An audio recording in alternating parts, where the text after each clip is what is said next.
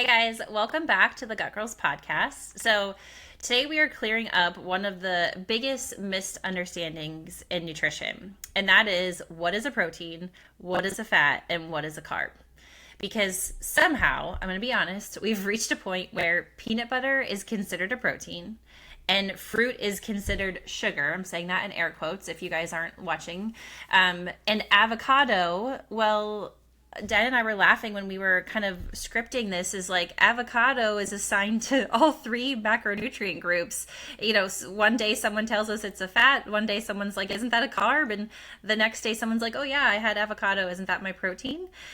So somehow it gets assigned to all three macronutrient groups. And so this idea came, like I said, from actually Dinah and I were having conversation and she had said something about she ate at a restaurant. So Dana, I want you to tell us about this restaurant and what really prompted this whole podcast. Yeah, so we went to a Mexican restaurant, and I'm always kind of looking for, a healthier option there.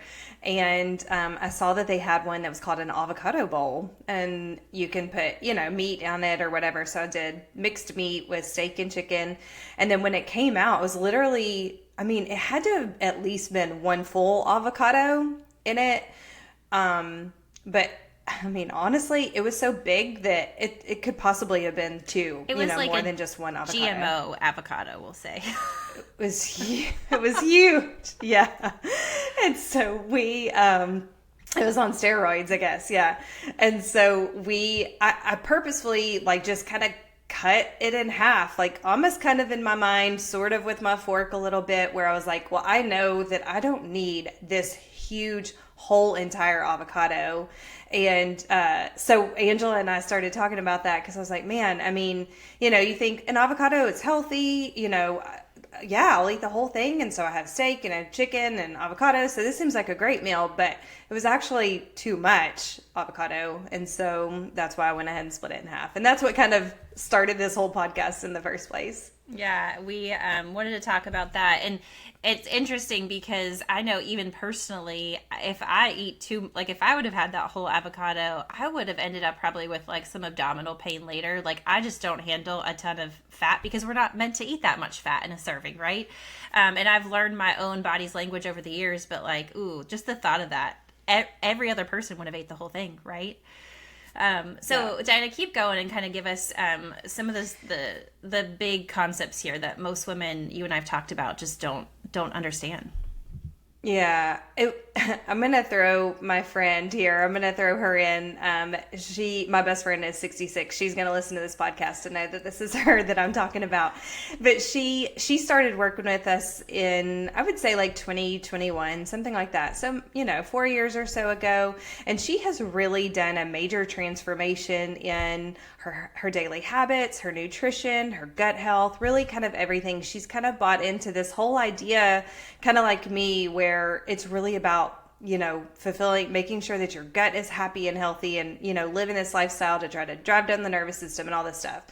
But I was having a conversation with her the other day, and we were talking about the last protein podcast that you and I did, which was a couple of weeks ago. You guys can go back and look on our YouTube or Spotify channels and see that we did do a deep dive into protein. And so we were talking about that podcast when we were driving to Nashville the other day.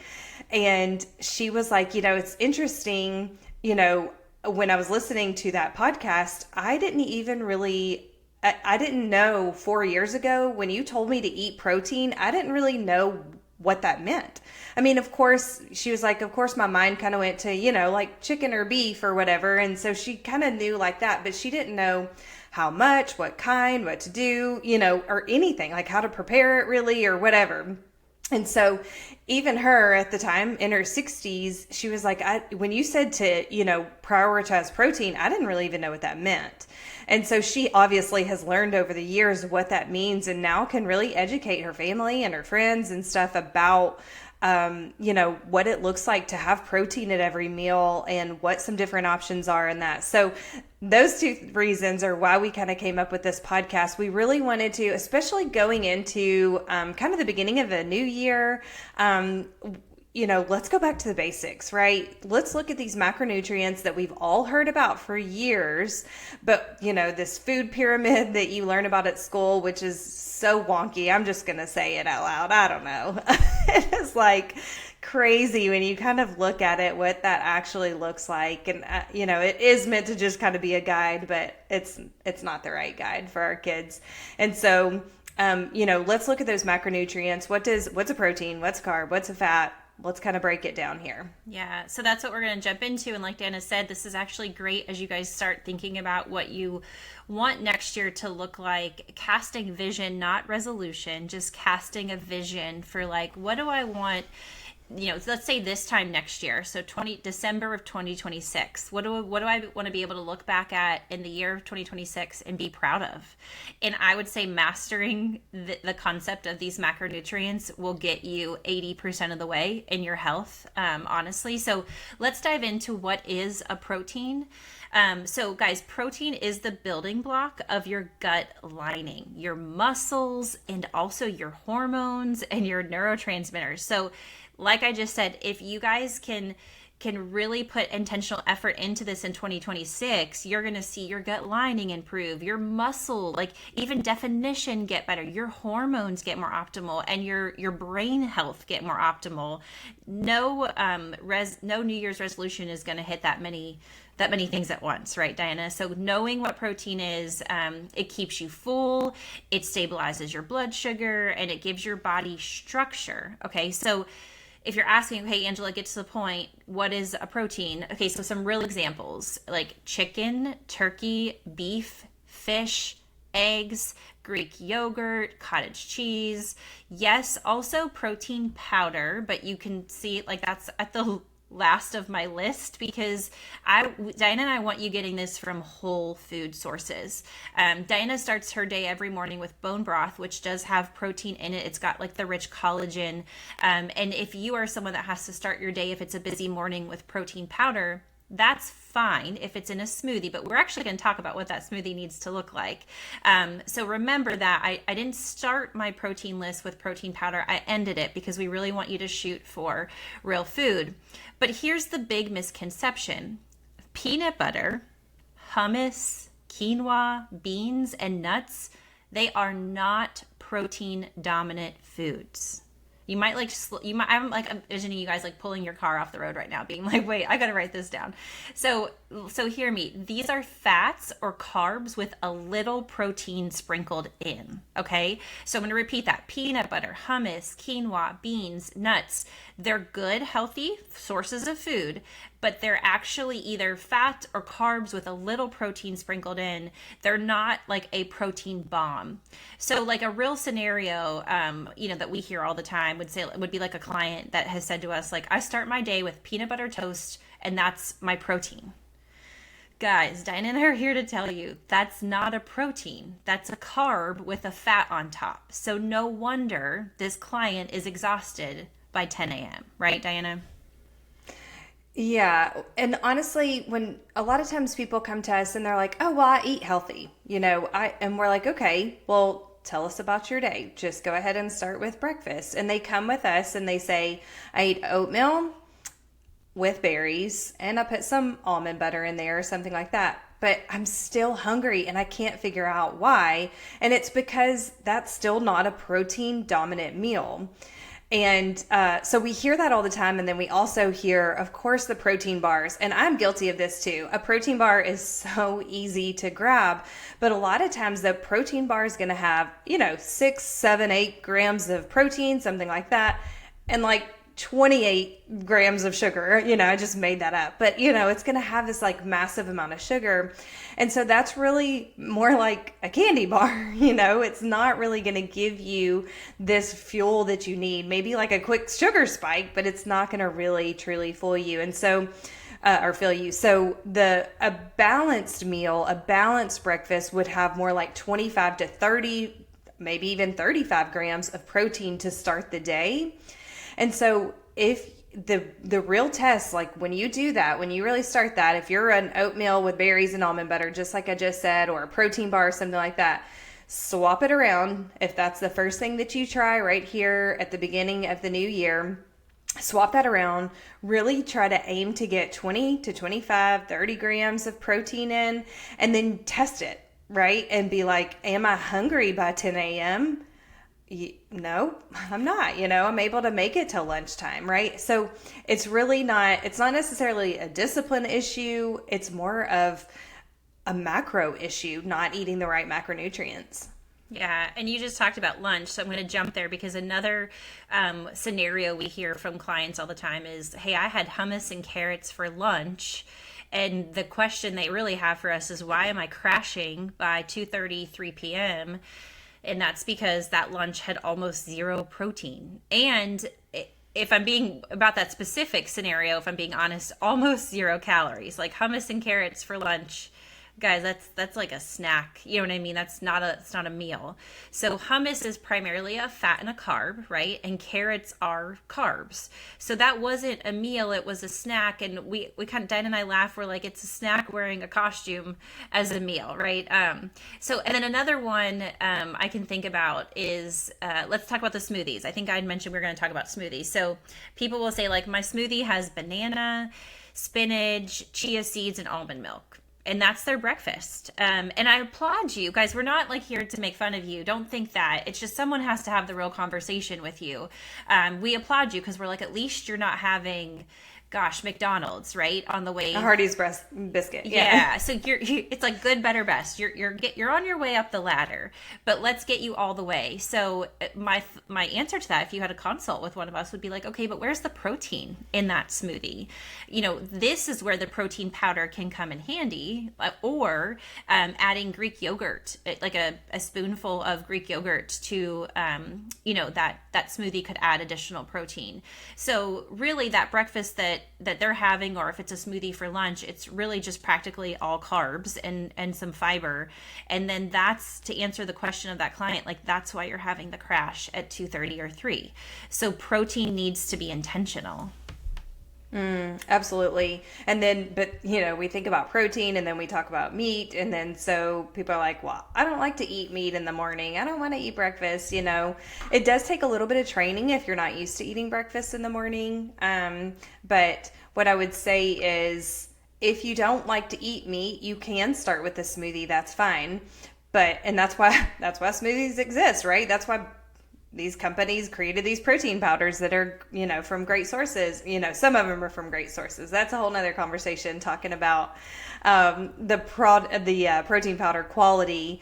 But what we want to do is make sure that you are looking to make sure that all those macronutrients are included in the smoothie. So a real breakfast, though, would look like more like Greek yogurt with berries, and with a protein shake, spinach, fruit, that kind of thing. You could do eggs with potatoes, and then the spinach mixed into your potato or into your eggs or potatoes. Do it kind of like a bowl if you wanted to. That's kind of eating the real foods part of that. And so if you're doing the smoothie, then that's where you want to make sure that you're adding in the good quality protein powder to make sure that it does have plenty of protein in the one that Angela was just talking about, where somebody was like, I put bananas in there, and that kind of thing. You want to make sure that it has a good quality protein powder in. So if you're trying to do that, you want to make sure that your protein if you're trying to make the smoothie, you want to make sure that your protein is in there. Or if you're trying to do it through whole foods, which is what we prefer, we want you to make sure that you can point out your protein, and that you want to be able to look at it on your plate and say, that's the protein, and understand about how much you need to do, which we say usually do about a palmful of that for most people. Some people need more, some people need less, that kind of thing. But in general, most people could do that. And so you don't have to guess. It's there, your protein is there, and you're going to probably be fulfilled until you need your lunch then. Mm-hmm. And I've had people really sensitive to eating in the morning, and kind of just to play off that real quick, Diana, I've always answered with like, start with maybe it's a smaller smoothie too, but then within like an hour and a half later, have a protein, like snack follow-up. So maybe you're just breaking that breakfast into 2 smaller meals. That's fine,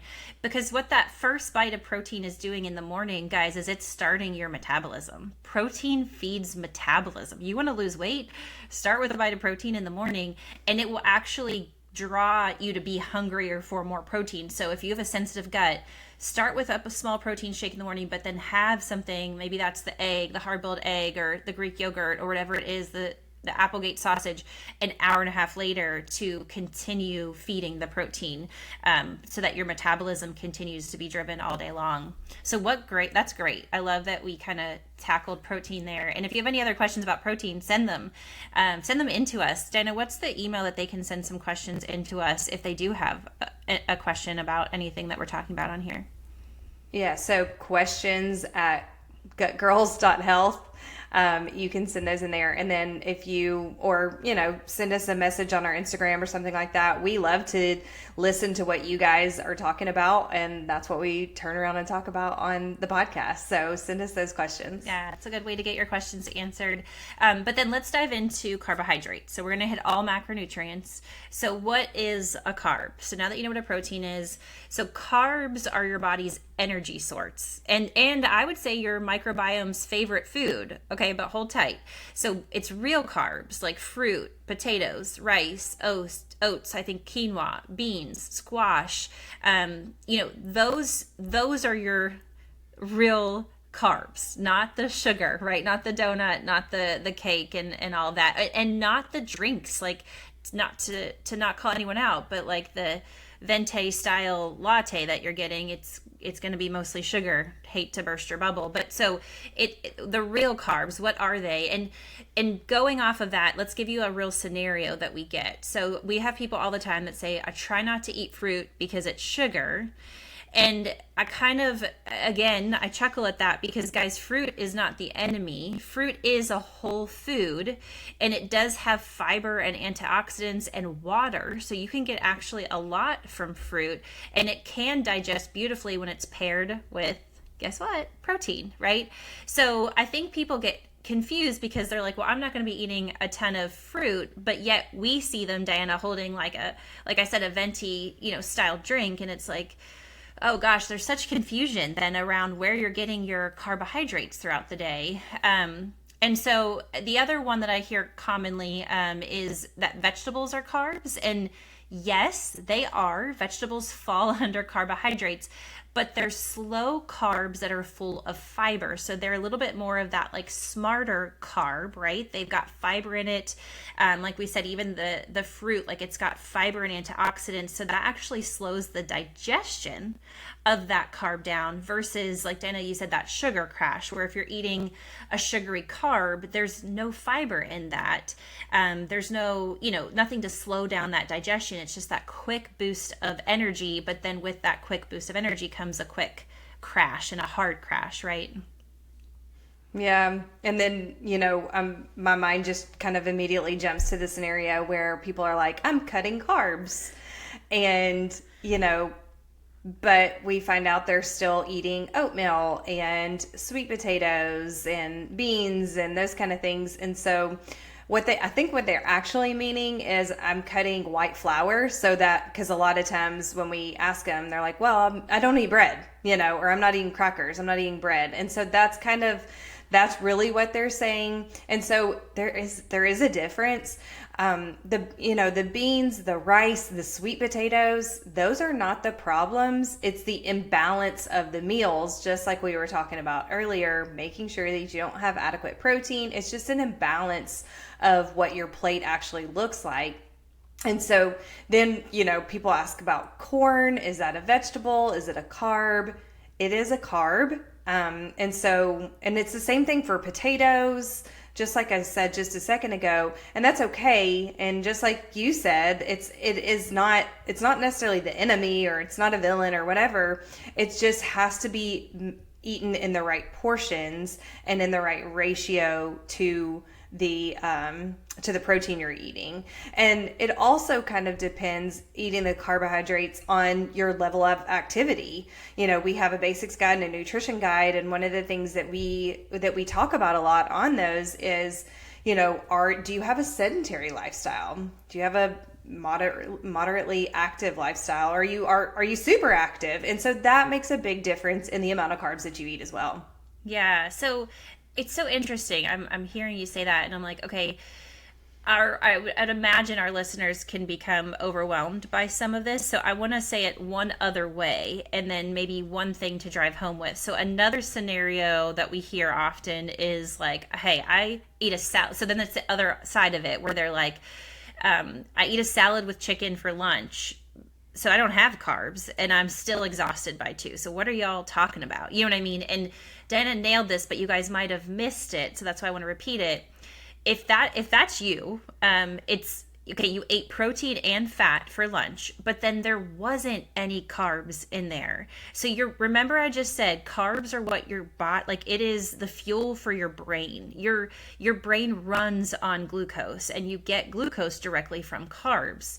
So your microbiome needs the diversity. So what we're saying here is, you need all 3 macronutrients, and it's literally probably, kind of somewhat in the order that we did. Like, protein has to come first, right? So we want you to essentially look at every meal, and really see, like, okay, I've got my protein in there. And then, yes, like Diana said, quinoa, rice, potatoes, beans, corn, those all fall under carbs, but those carbs aren't the enemy to any of this. Even fruit, I would say, is not the enemy to any of this. It's the other sweet carbs, right, that you're overeating, and you're eating by themselves. Like, hey, I just had a piece of toast, and that was my breakfast. Or I just had a piece of toast for a snack. And I was like, but where was everything else that your body is craving? So if you're kind of feeling a bit confused, we just want to recap that carbs are not the enemy. It's really going to come down to having every macronutrient on that plate. And if you even want more, like Dana said, go look at our nutrition guide, which you can purchase on the website. And it literally shows you, using the hand diagram, what each macronutrient should be on that plate, because that's really the issue here. Right, Diana? Mm-hmm. And it's interesting you talk about, as we kind of close up what we talked about, I'm glad you recapped us on the carbs, and you talked about that being what our brain runs on. Like, we need that glucose. But the same thing goes for fat. It is so important for our hormones. And I'm going to talk about something that can be a little bit emotional for me, because it makes me kind of question some of the things sometimes in my childhood. When I go back to, I don't know, let's say like 1990, 1995, something like that. My mom had been diagnosed with breast cancer at a really young age, 31. I was 6 years old. And you know what I remember from that time is this huge push for fat-free everything. Mm-hmm. I remember we ate these devil food cakes. I can still remember and picture exactly what the box looked like of these like devil food cakes. Like, they were marshmallowy cookies, and they were chocolate, and it had fat-free written on the box. And so I was like, yeah, this is free, we can eat as much of this and I'm not going to get fat, And so, we had it's this weird mentality of trying to scare us away from eating fat, and this marketing push. And when in reality, and of course everybody knows, again, my mom was diagnosed with breast cancer. Again, if you want to go back and listen to my story, that's in episode 1 and 2, I believe, where we dive into kind of my story, my mom's health story. But she battled cancer for 17 years of her life. And I've asked my dad before, hey, did anybody ever talk to mom during those 17 years? Did anybody ever talk to her about her nutrition? He's like, no. Wow. And I mean, it makes me honestly kind of mad. I have so many emotions. It makes me sad. It makes me mad. And and so now when I understand how important each one of those macronutrients are for our body, and it all plays a role. It's fuel. It is medicine. Food is the medicine for our body. So if she was battling cancer, it's like, why did nobody talk to her about this perfect medication that God created, and it's our food, right? And so I wanted to mention that because if you think about it that way, it really can change and shift your mindset. So as we go into the last macronutrient and talk about fat, I mentioned this a minute ago, that is so important for our hormone health, for our brain function, for vitamin absorption. There's so many different things. And so those real fats include exactly what I was talking about a little while ago: avocado, nuts, seeds, coconut oils, cheese, fatty fish. So we're not looking for fat-free cookies anymore. We're looking for these real food sources that have good quality, healthy fats. And so here's a misunderstanding though. People think, oh, well, an avocado is healthy, so it doesn't count, right? So it doesn't count. I can basically eat it and it doesn't matter, right? But it really does, because it's still a fat. And so you have to really, it's part of that portion control that we're talking about. And so you ate protein and fat and no carbs. And so, well, let me back up. So what you did is, it's with the avocado, I didn't eat any carbs. I ate protein, I ate fat, and that avocado was 100% of fat, right? And so that brings me back to that restaurant story where I had like so much fat in that one meal. It was 3 servings of fat probably, instead of me actually having just a small serving of fat.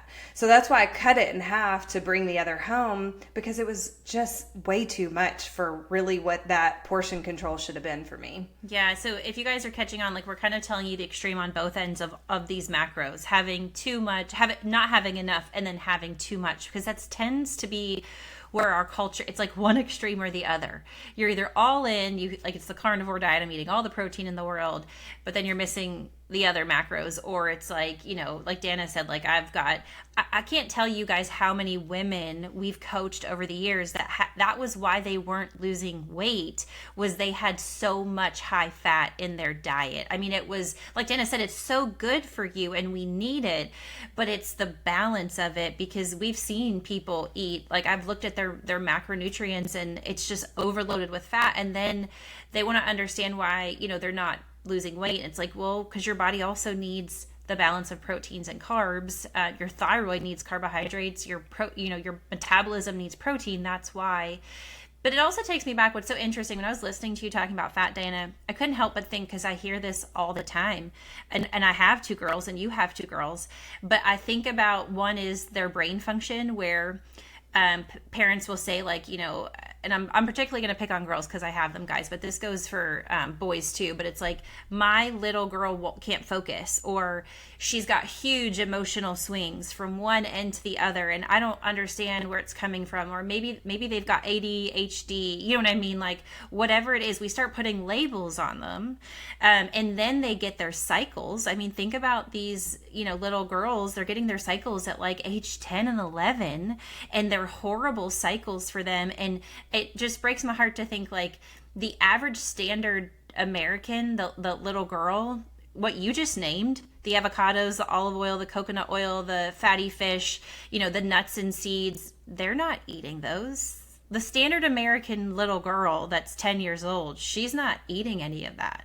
So no wonder she's probably overweight. She's about to have her cycle at 10, 11 years old, 12 years old, and she's, having terrible cycles. And what do? We put them on birth control right away. We label them with, cognitive disorders. It's just really sad, you know what I mean, to hear that.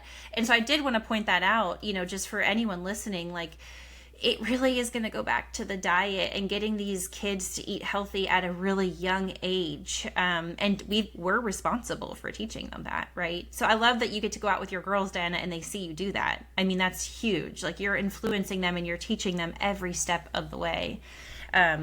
So I just wanted to touch upon that. I love that. I mean, it really is so true, because again, just like I said just a minute ago, our food is our medicine. It really is. And I'm going to be the first one to admit that I love me a good old bowl of ice cream, but that is not what serves me well. That's not what's feeding and fueling my body. And so, a lot of times, one of our listeners came to us and said, I'm trying to choose healthier snacks. So I'm eating chips and guacamole, right? We just talk about avocado, and avocado guacamole, it has lots of avocado in it. And so they're like, so I'm choosing these healthier options, and I still feel versus, stop into the gas station to get a candy bar, and they're like, but I still don't feel good afterwards.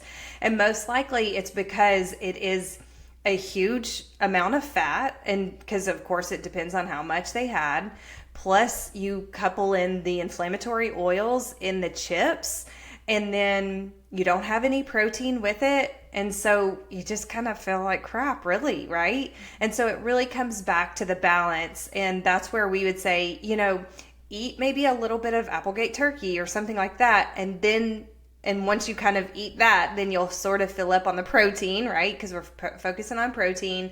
And then you could probably handle a smaller amount of chips and guacamole and not feel awful. And so these fats, as we kind of close up the fat, the nuts are fat, the seeds are fat, olive oil is fat. So when I'm cooking in my olive oil, it's fat.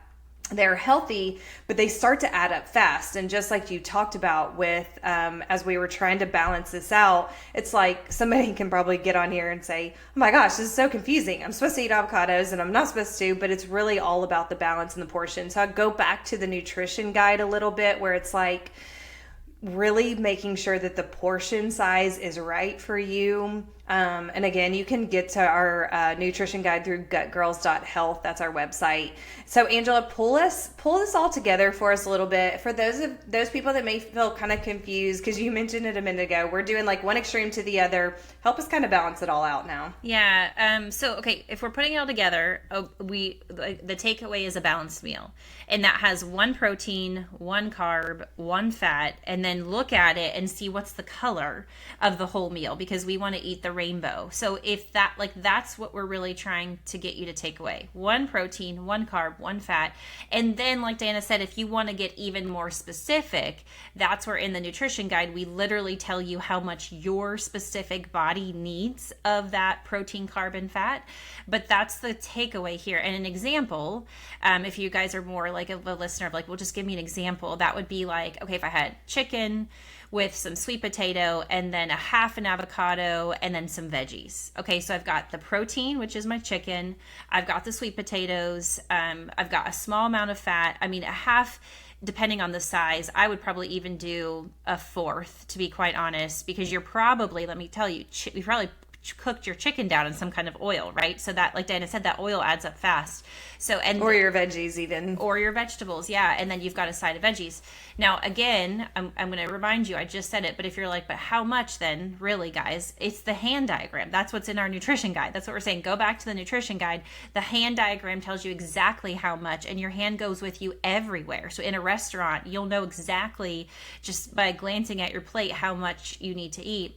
Another example, let's say for breakfast, could be like Greek yogurt, but then add to that berries. So you've got your fruit, which is your carbohydrate there, and you've got color, because berries, you could have raspberries, blueberries, whatever. And then for fiber, think chia seeds. Chia seeds are amazing. So I've got my protein, my carb, my fiber, right? And there's going to be fat in the Greek yogurt, guys. I mean, that's like that mix of protein and fat. So that's even a better start to the day than just having peanut butter toast, right? Like we were talking about. Let's talk about a dinner option. I think of salmon. Salmon's an easy protein to put together. You could have salmon with rice. So there's your protein with your carb, and then roasted veggies on the side would be like your smart fibrous carb, but it's more of a fiber, because fiber does fall under a carb. And then let's say that you're doing like Dana said, those roasted veggies, you're putting olive oil over them to cook them. So there's your fat, right? So that meal, that covers all the macronutrients, right? And it's going to be loaded with color if you think about it. So I really think that's probably the takeaway here at the end of this is, you could go from one extreme to the other, but at the end of the day, it's going to be just that. Mm-hmm. And I would tell you that one of the things that if you ever decided that you were going to journal, if you've listened to our podcast at all, you're like, these girls, oh my gosh, they want me to journal. And it doesn't mean that we write down every single thing that we do every day, but when we're going through a transition or a healing period or anything, like really, if you just need to kind of like go back and sort of have a little bit of a reset, writing down what you're eating is so helpful. But I'll tell you this, like, even if you just try to create the plate that Angela just was talking about, and even if you didn't write down everything you ate, I would still urge you to like just jot down, even like on a sticky note, 90 minutes, set an alarm for 90 minutes after you finish that meal, and go jot down on that sticky note, like, so that you're actually putting pen to the paper. How did I feel after that meal? I felt so much energy. I felt this, I felt that, I felt bloated, I felt whatever. And so you can really start to connect those dots in such a big way. And it's actually amazing. So eating this way will really help you. Eating, these balanced meals are going to really help create a more stable energy, which I think that's one of those like things that you're going to feel really quickly, but it can even balance hormones. We work with people and talk about hormones all the time. My goodness. We talk about digestion all the time. People mention how they're bloated, they're gassy, they feel like their food never digests, all those different things. We talked about emotional cravings just recently on the podcast too. And so, it'll take away kind of that emotional eating as well. So this is not a diet. This is about giving your body exactly what it needs. And like I said, you'll start to notice the difference in how you feel. I really believe that. Oh, 100%. Because we get it in testimonies, right? Like, honestly, working with us in the first 2 weeks, sometimes it's even before we get the GI map back, isn't it, Diana? It's like everyone wants the GI map. That's why we're doing what we do. But sometimes it's even before those results come in where the client is like, I did the nutrition guide and I've been working on my nervous system and I'm already feeling a lot better. And it's like, yes, those people are the ones that we know are going to fully transform because they've laid the groundwork, right? Guys, if you are out there spending a ton of money on your health with other therapies and you've been doing it for years and you're not seeing the difference, I'm telling you, go back to the basics. Like, we're making your January resolution actually easy. We're like, don't make the fancy resolution. Just start learning your macronutrients and start applying them and journaling. Like, it's free, right? Like, you don't have to sign up for this crazy new thing. Just go to the basics, okay? So if this episode cleared up anything for you when it comes to macronutrients, or if it exposed a few places where, your meals might be missing macronutrients, or if any of these scenarios sound like you, just know that that's exactly why we are here, why we help women to understand that, what their body is trying to communicate them. That's what we do inside the Gut Girls membership. So we want you to, if that hit home for you, reach out to us, go to our website, like Diana said, and book your discovery call with us. It's a free call, 15 minutes, where we get to just confirm for you, like, hey, you are in the right place and we're here to walk beside you.